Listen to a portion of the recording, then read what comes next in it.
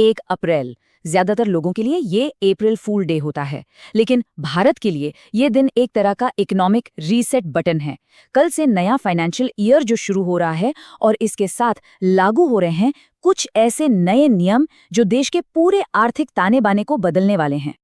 जी हाँ, आज रात 12 बजे के बाद से सैलरी स्लिप के हिसाब किताब से लेकर किचन के बजट तक सब कुछ बदलने वाला है और इन सब का सीधा असर पड़ने वाला है हम जैसे मध्यम वर्ग के लोगों पर।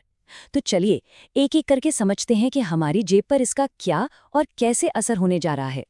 तो सबसे पहले बात करते हैं उस चीज की जो शायद हम सबके लिए सबसे ज्यादा जरूरी है, हमारी सैलरी। देखिए, दशकों में पहली बार टैक्स कानूनों में इतना बड़ा बदलाव हो रहा है और इसका सीधा सीधा असर हमारी आमदनी पर पड़ने वाला है। जो 1961 वाला पुराना थोड़ा पेचीदा इनकम टैक्स एक्ट था ना, वो अब खत्म हो रहा है। उसकी जगह एक नया आसान कानून लाया गया है और इसमें सबसे बड़ी राहत की बात क्या है? वो ये कि नई टैक्स व्यवस्था में अब ₹8.25 लाख तक की सालाना कमाई पर कोई टैक्स नहीं देना पड़ेगा। ये पुरानी व्यवस्था के मुकाबले एक बहुत बहुत बड़ा चेंज है। लेकिन इसमें एक पेच है। सरकार ये सारे फायदे सिर्फ उन लोगों को दे रही है जो नई टैक्स व्यवस्था को अपनाएंगे। मतलब अगर कोई अभी भी पुरानी व्यवस्था में रहकर HRA या LIC जैसी छूट का फायदा ले रहा है, तो उसके लिए नियम नहीं बदले हैं। तो जाहिर है सरकार का इशारा साफ है, वो धीरे धीरे सबको पुरानी व्यवस्था से बाहर निकालकर नई में लाना चाहती है। अब सैलरी की बात चल ही रही है, तो दूसरा बड़ा बदलाव आ रहा है नए लेबर कोड के रूप में। और इसका सबसे जरूरी नियम क्या है? वो ये है कि अब से बेसिक सैलरी, कुल सैलरी यानी CTC का कम से कम 50% होनी ही चाहिए। तो सवाल ये उठता है कि इस 50% वाले नियम का सीधा असर क्या होगा?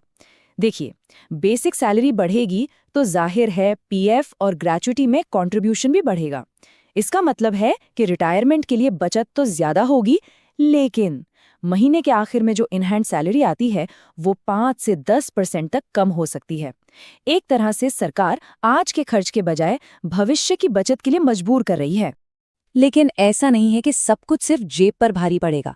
कुछ अच्छी खबरें भी हैं, जैसे अब ग्रेच्युटी के लिए 5 साल का इंतजार नहीं करना होगा, सिर्फ 1 साल की नौकरी पर भी ये मिलेगी। छुट्टियां लेने के लिए भी अब 240 की जगह सिर्फ 180 दिन काम करना काफी होगा।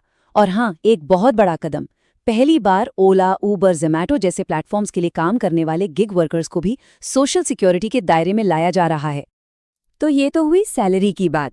अब जरा हटकर नजर डालते हैं रोजमर्रा के खर्चों पर, क्योंकि यहाँ भी ऐसा लग रहा है कि फ्री का जमाना अब खत्म हो रहा है। सोचिए जरा, अपने ही खाते से अपना पैसा निकालने के लिए भी अब ज्यादा कीमत चुकानी पड़ सकती है। सुनने में अजीब लगता है ना? पर नए बैंकिंग नियम कुछ ऐसा ही इशारा कर रहे हैं।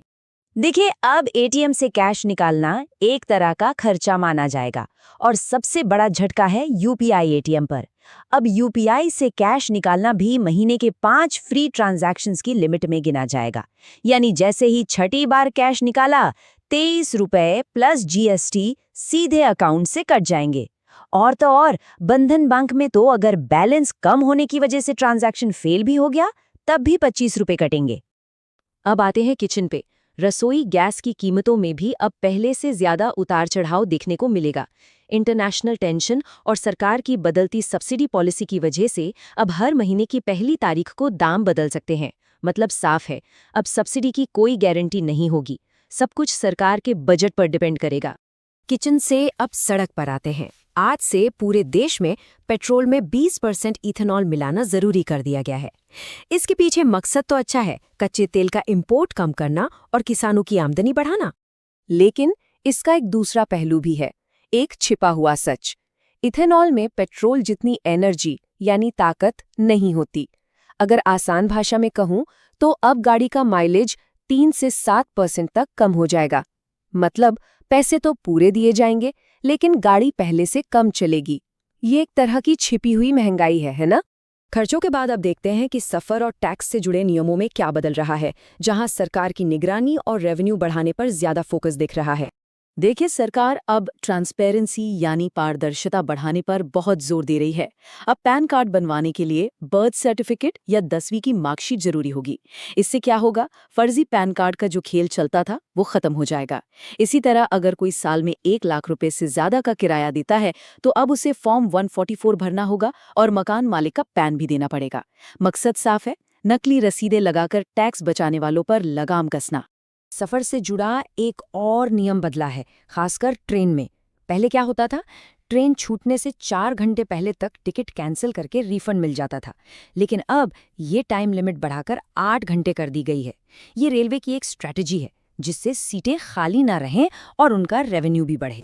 और हाँ, जो लोग हाईवे पर सफर करते हैं उनके लिए भी एक छोटा सा अपडेट है।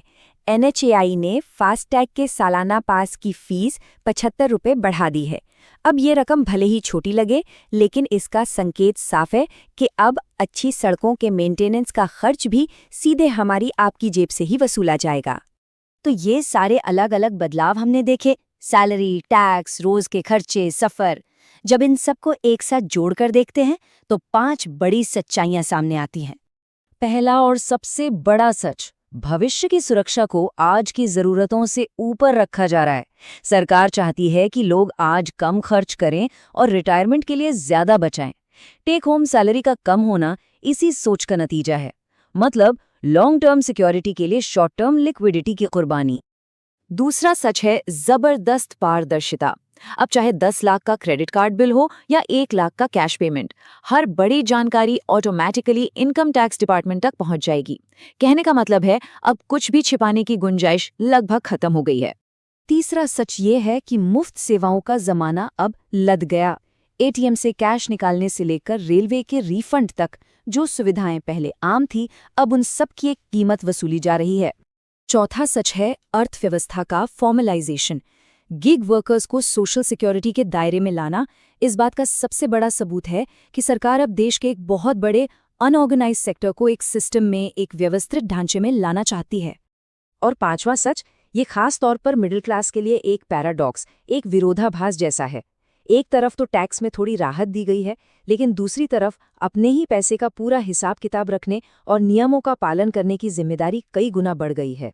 तो आखिर में एक सवाल जरूर उठता है, क्या ये सारे बदलाव एक कड़वी दवा की तरह हैं जिसे आज पीना जरूरी है, या फिर ये देश और हम सबके अपने भविष्य के लिए एक जरूरी इन्वेस्टमेंट है?